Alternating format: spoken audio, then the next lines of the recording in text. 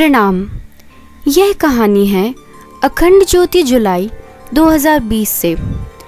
कर्मों की गति।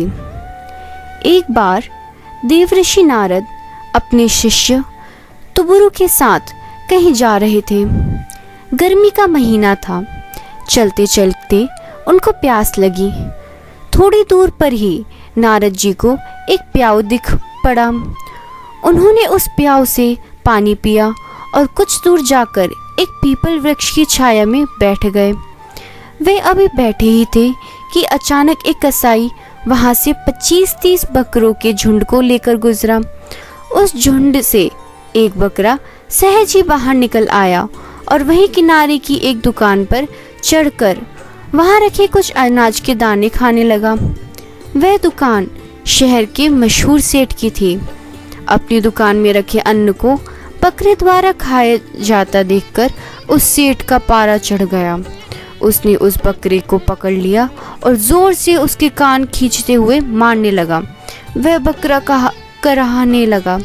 अंततः उस सेठ ने उस बकरे को पकड़कर कसाई को वापस सौंप दिया।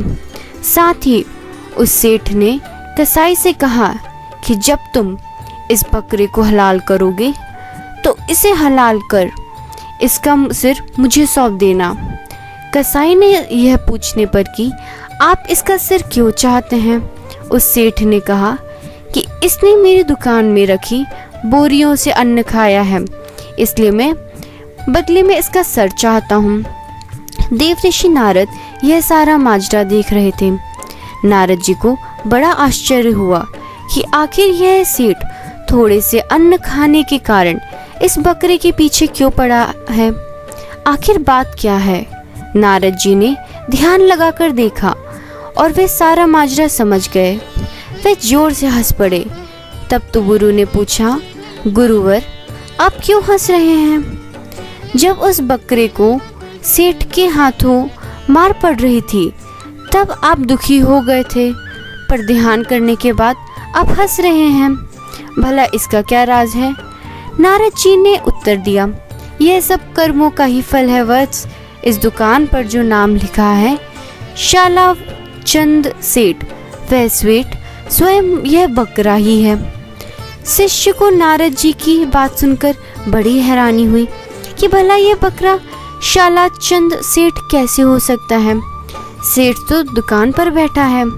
तब नारद जी ने कहा, वत्स शाला चंद सेठ की मृत्यु कुछ वर्ष पूर्व ही हो गई थी। अभी दुकान पर जो सेठ बैठा है वह शलाचंद का बेटा है। मृत्यु के बाद सेठ शलाचंद ने ही बकरे के रूप में जन्म लिया है।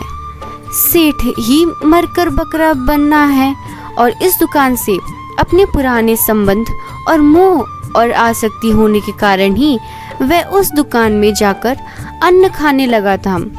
पर मैं देख रहा हूँ कि उसके बेटे ने ही उसको मारकर भगा दिया और इतना ही नहीं, उसने उसे कसाई के भी हवाले कर दिया और उसके प्रति उसका रोष इतना अधिक है कि वह उसका सिर चाहता है। नारद बोले, मैंने देखा कि 30 बकरों में से कोई दुकान पर नहीं गया, पर इस बकरे का उस दुकान से पुराना संबंध था, इसलिए वह वहां गया। मैंने जब ध्यान करके देखा तो पता चला कि इस बकरे का इस दुकान से पुराना संबंध है और इस दुकान का वर्तमान दुकानदार इसी का बेटा है। जिस बेटे के लिए शलाचंद सेठ ने इतना कमाया था, वही बेटा आज थोड़ा सा अन्न भी उसे खाने को नहीं दे रहा और गलती से कुछ खा भी लिया तो उसे कसाई के हवाले करके उससे अपने बाप का सिर मांग रहा है। सचमुच कर्म की ऐसी गति देखकर और मनुष्य के मुंह पर मुझे हंसी आ रही है। यह कहानी सचमुच हमें यह प्रेरणा देती है कि कर्म की गति बड़ी गहन है। मनुष्य को अपने कर्मों का फल भोगना पड़ता ही है। मृत्यु के बाद इस जन्म के रिश्ते नाते तो मिट जाते हैं, पर हमारे द्वारा किए गए कर्म हमारा पीछा अगले जन्मों तक करते हैं। इसलिए परमपिता परमेश्वर के साथ हमारा रिश्ता प्रगाढ़ होना चाहिए, क्योंकि वही रिश्ता शाश्वत और सनातन है।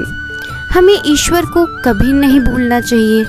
अपने सांसारिक, सामाजिक, पारिवारिक दायित्वों का पालन करते हुए हमें सदा ईश्वर का चिंतन, स्मरण, ध्यान करते रहना चाहिए, क्योंकि ईश्वर ही हमें सभी प्रकार के भवबंधनों व दुखों से मुक्त कर सकते हैं।